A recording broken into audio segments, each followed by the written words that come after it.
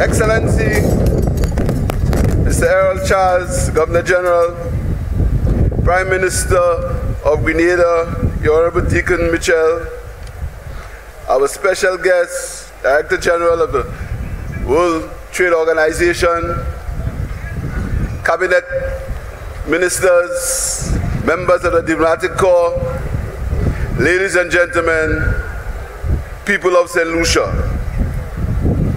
My fellow St. Lucians, as we recall that momentous occasion 44 years ago when our flag was raised to signal our independence and our right to chart our own destiny in international relations, the realities of the world outside should motivate to create our own path to development and to the kind of society we should be building for ourselves. Today, we are facing a world which is more challenging than the one into which we were thrust 44 years ago.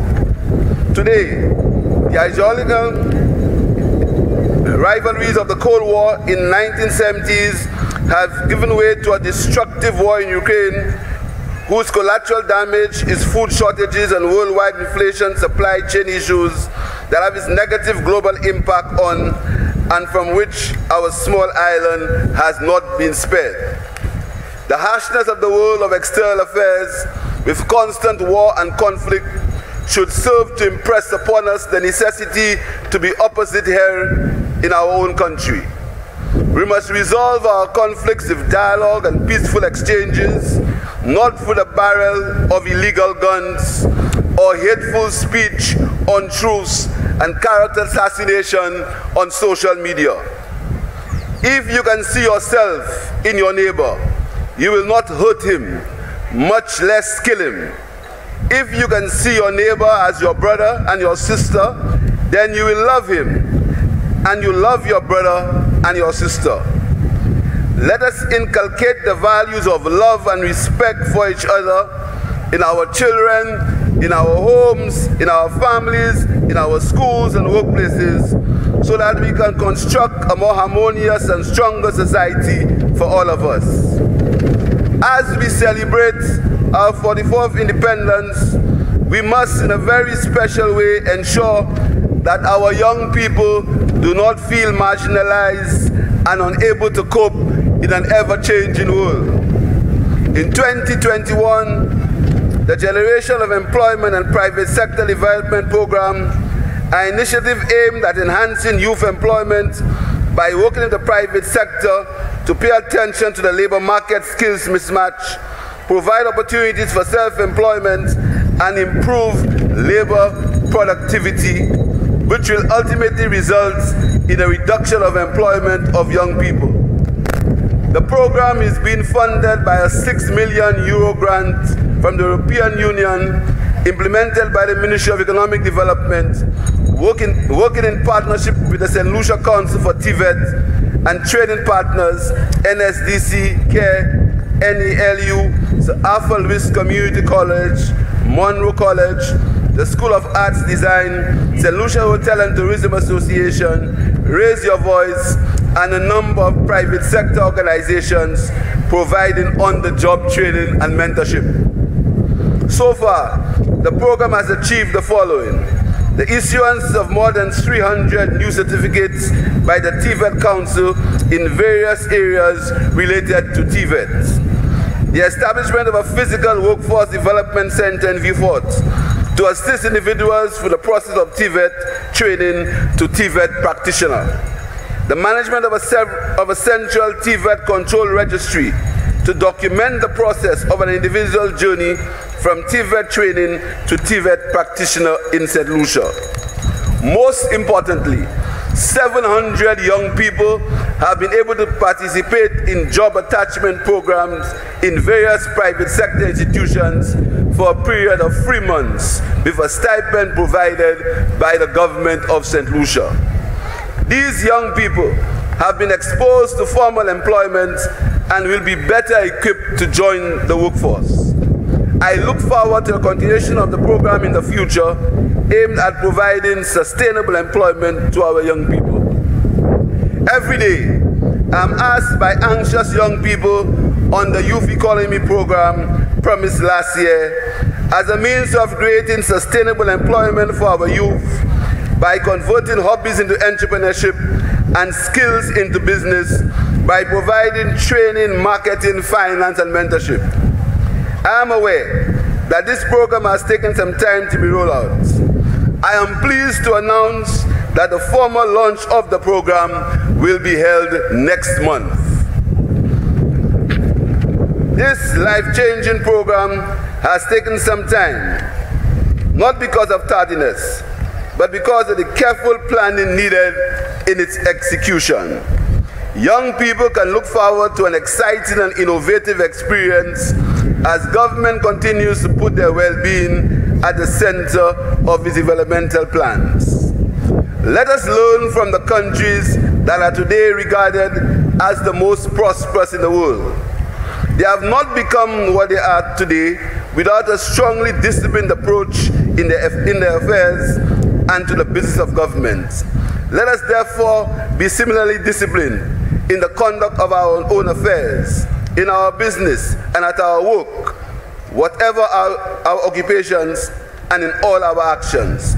Let us respect our laws and regulations and those who have the responsibility and duty to administer them. Let us also ensure honesty and integrity in our system of government. I reiterate my opposition to corruption in government. I want to encourage the members of the public service, including the members of the police force, our healthcare providers, our teachers, to deliver to his people a quality of service that is their due, not just as taxpayers, but more importantly and simply as fellow St. Lucians. Government appreciates your efforts and will do our best to seek to improve the conditions of work for all workers, including the completion of discussions on a livable wage for the workers of St. Lucia. Let us appreciate the entrepreneurs and members of the private sector who continue to display confidence by their investment in their businesses, thus enhancing economic activity on our island. Let us remember our deceased leaders who all contributed to our modern society: Sir George Charles, Sir Alan Louisi, Sir John Compton, and Mr. Winston Snack. Let us thank our past Prime Ministers, Dr. Michael Pilgrim, Sir Vaughan Lewis, Mr. Stephenson King, Dr. Kennedy Anthony, and Mr. Alan Chasney. Let us take pride in the achievements of our people internationally. Our Nobel laureates, Sir Arthur Lewis and Honorable Derek Walcott. Our athletes, Darren Sammy, Johnson Charles, Laverne Spencer, Julian Alfred, Kimani Melius, and most recently, Zaida James. Let us be proud of our brothers and sisters in the diaspora, who in their own way have contributed much themselves in their respective fields. Persons like Dr. Cato Lorenzen at Connecticut University, Dr. David Williams at Harvard University, Chief Justice Gregor Regis in Toronto, Dr. Winston Paris, and the hundreds of others who are able to quietly support their relatives and families here at home through remittances by their hard-earned work in the diaspora. It is this pride in our ability to excel internationally, to compete successfully with the rest of the world, which would inspire us to cease using the British Privy Council as our final court of appeal and replace it with the Caribbean Court of Justice. We should not hesitate to place our confidence in our own judges, in the ability and knowledge of our Caribbean legal judges to understand our societies and to deliver sound justice to our people. We can only claim final and true independence from the colonial mode of government when we enhance and embrace our own Caribbean Supreme Court of Justice. Let us be inspired by international figures like our guest speaker today, the Honorable Dr. Ngozi Iweala, a woman who has conquered the world in a field. the first woman to be Finance and Foreign Minister of Nigeria, the first woman of African descent to head the World Trade Organization, celebrated as one of the most influential leaders and among the most powerful women in the world. Let us not, therefore, bridle our ambitions. Let them be as lofty as our pitons, and let them surpass the heights of Mount Jimmy. In a world interconnected by technology, let us be inventive and resourceful enough to harness the powers of that technology to fashion new businesses, create new employment opportunities, and grow our economy. In a world where food security is a United Nations Sustainable Development Goal, where the Caribbean is seeking to increase food production by 25% by 2025, let us be successful at achieving our own food security by growing what we eat and eating what we grow. Let us be driven by the example of our parents, who from 1960s and 1990s developed a successful banana industry. We have the ability to repeat the success with other crops. Let us have the fortitude to do so. After 44 years of independence, we can say that we have made progress in developing our country. That is in many respects better than it was in 1979. I want to take this opportunity to thank all countries and all our international partners who have stood by us and assisted us in our journey since 1979 to forge a better future for our people.